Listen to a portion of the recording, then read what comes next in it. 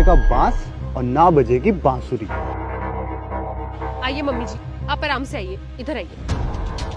Mummy जी, मैंने आपको कितनी बार बोला है कि आप जब भी घर से बाहर निकले तो पैदल मत निकला करो। अरे बेटा, वो क्या है ना, मैं थोड़ा सा पैदल चल लेती हूँ तो थकान हो जाती है, और वैसे भी पूरा दिन घर पे खाली ही तो रहती हूँ, मैं करती ही क्या हूँ। कम से कम इसी बहाने हम लोग पार्क में आ जाते हैं तो थोड़ा चलना फिरना हो जाता है। अभी आपके चलने फिरने के चक्कर में ना आपको चोट लग जाती। आपको पता है, चक्कर आपको आए थे और जान मेरी निकल गई थी। अब आप एक काम करिए, यहाँ आराम से बैठिए, मैं आपके लिए पानी लेकर आती हूँ, उसके बाद हम घर चलते हैं। ठीक है बेटा।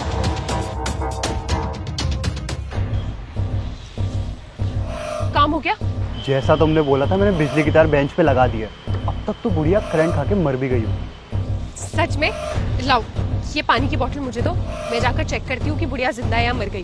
और जैसे मैं तुम्हें आवाज दूँ ना, भाग कर आ जाना, हमें बॉडी को ठिकाने भी लगाना होगा। चलो। लगता है बुढ़िया मर गई, करंट ने अपना काम कर ही दिया। सुनो, आ जाओ तुम, ये तो मर गई है। क्या बात है यार, पर तुम्हें नहीं लगता ये काम बड़ी आसानी से खत्म हो गया? अरे इस बुढ़िया को तो मरना ही था। इसकी जीवन की सबसे बड़ी गलती यही थी कि इसने मेरे ऊपर भरोसा किया। इसको क्या लगा था पूरी जिंदगी बैठ के अपनी प्रॉपर्टी खाएगी। अब ये मर गई है ना, तो इसकी सारी प्रॉपर्टी मेरे पति के नाम हो जाएगी। उसके बाद उससे सारी प्रॉपर्टी लेकर मैं तुम्हारे साथ कहीं दूर भाग जाऊंगी। उसके बाद होगी हमारी प्रेम कहानी की शुरुआत। असली कांटे तो तुमने साफ कर ही दिए। जो काम बुढ़िया के जीते जी नहीं हो पाया वो मरने के बाद ही सही। चलो अब हम इसकी बॉडी को ठिकाने लगाते हैं, इससे पहले हमें कोई देख ले, इसे उठाते हैं। आओ। उसकी जरूरत नहीं पड़ेगी।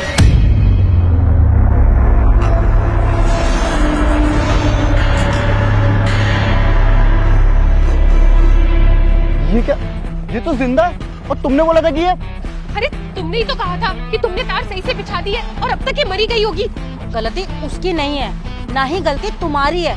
अरे गलती तो हमारी है, हम ही अपने घर में ऐसी बहू लेके आए। हम तो अपने घर में बेटी लाना चाह रहे थे, हमें क्या पता था हमारे घर में बेटी नहीं हमारे आस्तीन का सांप आएगी।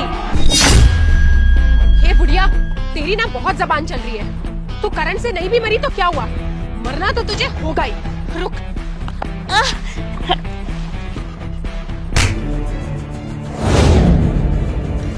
दूर रहो मेरी माँ से।